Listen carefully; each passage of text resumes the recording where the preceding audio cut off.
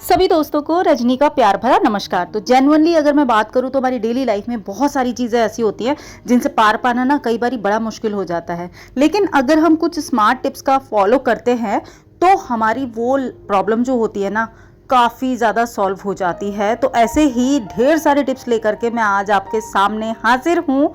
Video कहीं पर भी पसंद आए ना तो लाइक ज़रूर कीजिएगा। चलिए वीडियो शुरू करते हैं। तो देखिए, अक्सर ना बच्चों के स्कूल शूज़ होते हैं, हस्बैंड के शर्ट के कॉलर होते हैं या किचन टॉवल होते हैं, बहुत सारे घर के अंदर ऐसे कपड़े होते हैं जिनके अंदर ना ज़िद्दी दाग लग जाते हैं और वो बिल्कुल साफ़ नहीं होते हैं। उनको साफ़ करने के लिए ना हमें बड़ी मशक्क़त करनी पड़ती है। अब जैसे कि मेरी ये किचन टॉवल ये काफ़ी गंदी हो रखी है और ये दाग ना ऐसे जाते नहीं है। आप देखिए, अब आपको देखने के लिए पता चलेगा कि कितनी गंदी टॉवल है। पास से दिखाने में थोड़ी सी साफ लग रही थी, लेकिन इसको अब क्लीन करना मेरे लिए बहुत इजी हो गया है। इसी टिप्स को फॉलो करके ना आप बच्चों के गंदे सॉक्स, हस्बैंड के कॉलर वगैरह जो होते हैं ना गंदे, उनको आसानी से साफ कर सकते हैं। बस क्या करना है, आपने गर्म पानी लेना है, थोड़ा तेज गर्म लेना है, उसके अंदर लिक्विड डिश सोप, जो भी आप सोप डालते हैं वो आप डाल दीजिए। डिश सोप नहीं, डिटर्जेंट सोप वो डालना है और डालना है 2 चम्मच बोरेक्स पाउडर।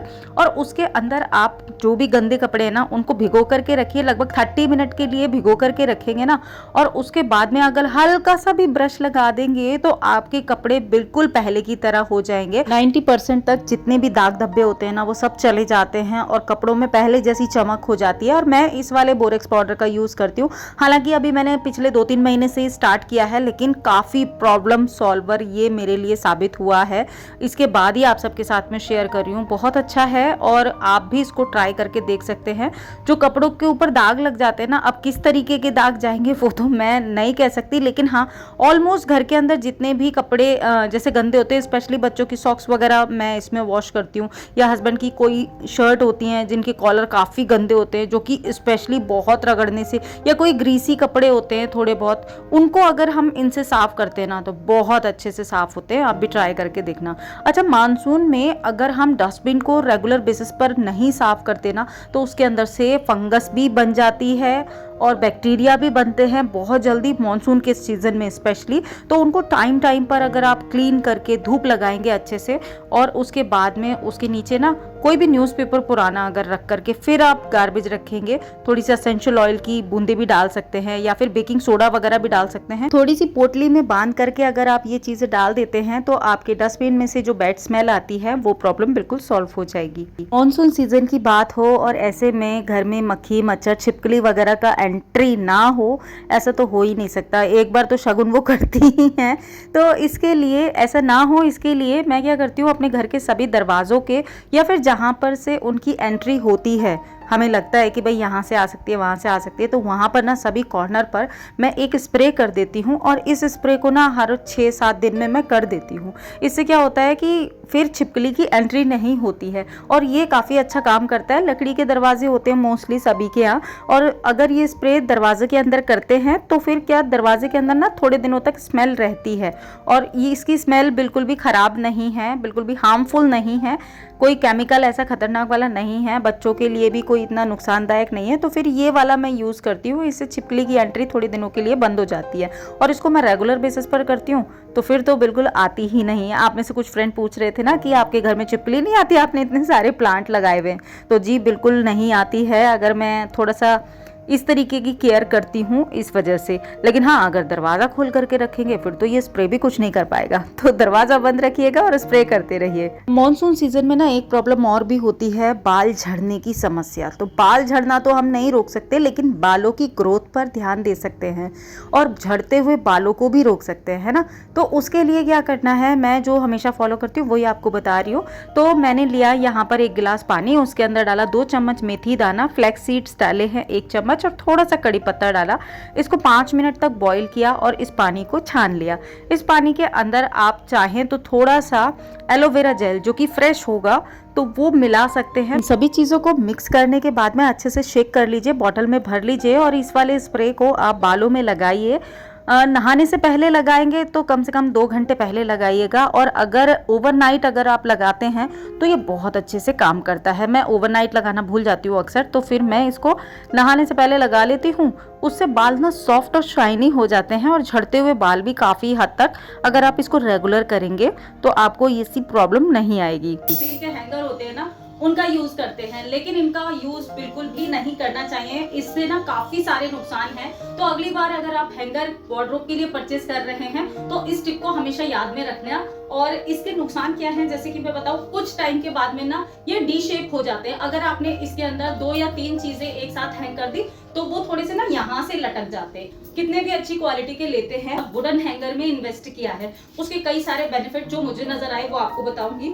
दूसरी चीज, इसके अंदर क्या होता है ना कि रस्ट लग जाती है टाइम के साथ में, इसकी वजह से कपड़े खराब हो जाते हैं। मेरा एक ये इनर स्कर्ट है यानी कि पेटीकोट है, और ये ना हैंगर में लगा हुआ था, आप देख पाएंगे, ये देखिए इसके ऊपर ये रस्ट लग गई है और ये बिल्कुल भी नहीं निकल पाएगी। अब मैं इसको बहुत अगर कोशिश करूं, बहुत सारी चीजों से इसको वॉश करूं तो शायद इसकी रस्ट निकल भी जाए, लेकिन उससे क्या होगा, मेरी जो इनर स्कर्ट यानी कि पेटीकोट है ये पुराना हो जाएगा। ये बिल्कुल नया है, मैंने पहना नहीं है, लेकिन इस तरह के हैंगर में रखने की वजह से ये खराब हो गया है। हैंगर में इन्वेस्ट करते हैं कि काफी सारे बेनिफिट्स हैं। एक तो इसके अंदर ना इस तरीके से ये जो डिजाइन दिया होता है, इसमें आप अपनी जो स्ट्रैपी ड्रेस होती हैं या जिन ड्रेसेस में आपको नीचे हैंग करना है इसमें लगाएंगे, जो कि इसमें नहीं हो पाएगा। इसमें से क्या होता है ना, कुछ स्लिपरी ड्रेस होती हैं, जाती हैं स्लिप होकर के और उसमें टिक नहीं पाती, ये प्रॉब्लम नहीं होती है। दूसरी चीज, अगर इसमें आप 2 या 3 ड्रेसेस एक साथ भी हैंग करते हैं तो वो गिरेंगी नहीं, बिल्कुल अच्छे से ऑर्गेनाइज रहेंगी। इसके अंदर रस्ट लगने का चांस भी नहीं है। और इसकी एक और अच्छी बात है, इसकी जो ये पोर्शन है ना, यहाँ पर रबर दी हुई है, जिसकी वजह से ये अपनी जगह से स्लिप नहीं होगी। तो ये मुझे काफी अच्छे लगे हैं और एक आपकी वार्डरोब का लुक भी काफी स्मार्ट आता है। तो नेक्स्ट हैक या आइडिया या टिप भी हैंगर से जुड़ी हुई है। अगर आपके पास भी कुछ रस्ट लगे हुए हैंगर्स अवेलेबल हैं जो कि आप डिस्कार्ड नहीं करना चाहते, कि वो गार्डनिंग में बड़े काम में आते हैं, आप उसकी ट्रेलिस बना सकते हैं। आप अपनी जो लंबी वाली बेल वाली जो पौधे होते हैं ना, उनको हैंग करने के लिए काम में ले सकते हैं या नॉट करने के काम में ले सकते हैं। कि आप देख सकते हैं ये पौधा अब तो मेरा काफ़ी बड़ा हो गया, लेकिन जब ये नया नया मैं लेकर के आई थी तो इसकी जो स्टेम्स ये एक तरफ को झूल रही थी, लटक रही थी, तो मैंने इसके अंदर थोड़ा सा पुराने हैंगर को ये देखिए इस तरीके से लगाया है। ये वाली स्टेम्स जो है ना, आप अगर देख पाएँ, ये अभी भी इसके इस साइड में है, जिसकी वजह से पौधे को काफ़ी सहारा मिला हुआ है। जो बड़ी स्टेम है ना पौधे की, वो पीछे के साइड में है, आप देख रहे हैं, यहाँ से देखिए।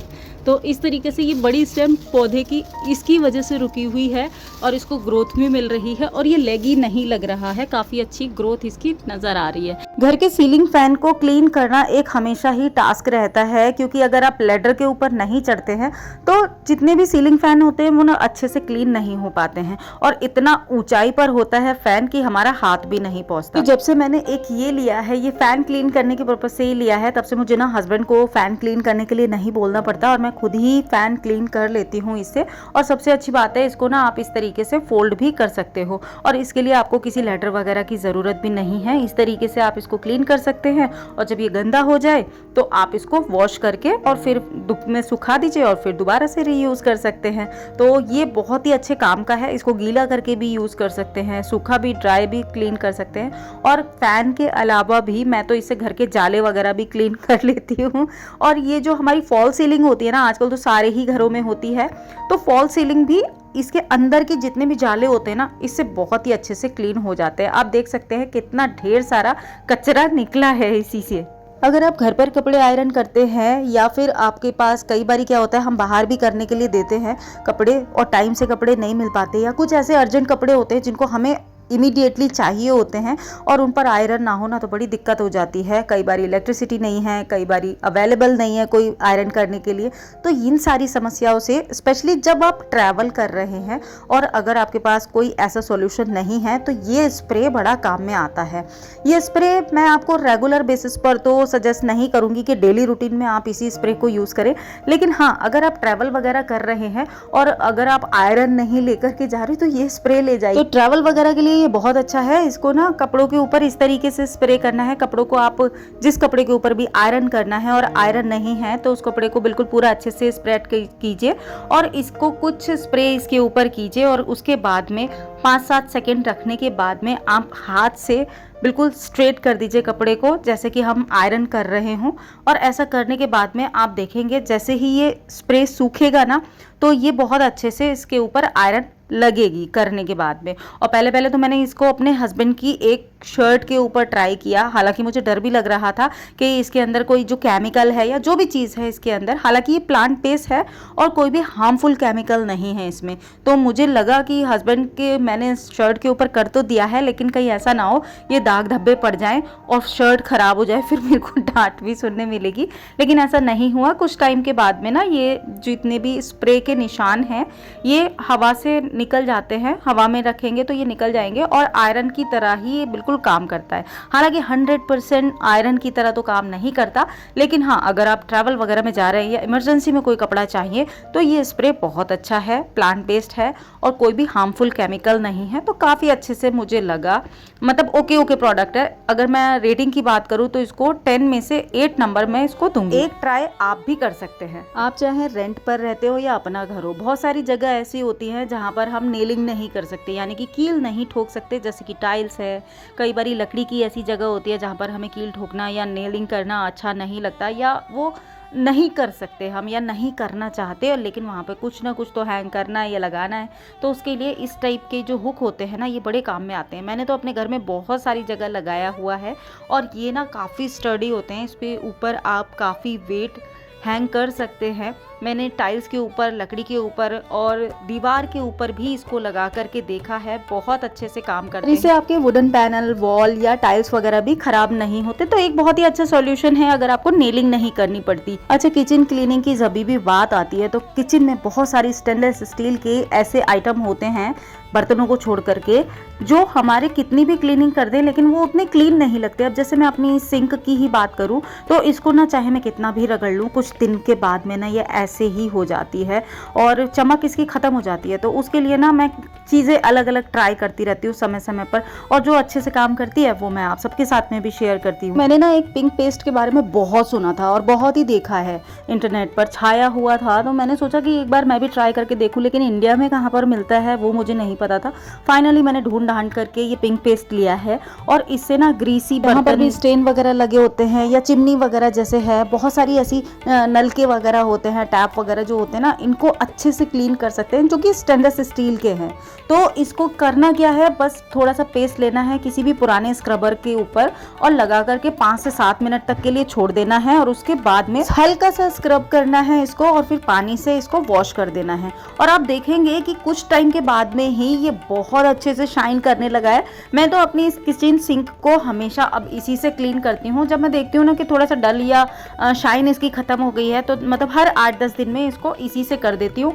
बहुत ही इजीली क्लीन हो जाता है, बिल्कुल नए जैसी चमक आ जाती है इसके ऊपर। दोस्तों वीडियो कहीं पर भी अच्छा लगा है तो लाइक जरूर कीजिएगा। सभी प्रोडक्ट के लिंक मैं नीचे डिस्क्रिप्शन बॉक्स में दे दूंगी, तो आप अगर लेना चाहें तो चेक कर सकते हैं। मैं आपसे जल्दी मिलूंगी एक नए और इंटरेस्टिंग वीडियो में। Till then, be happy, be active. अपना ख्याल रखिए और मस्त रहिए। Bye bye.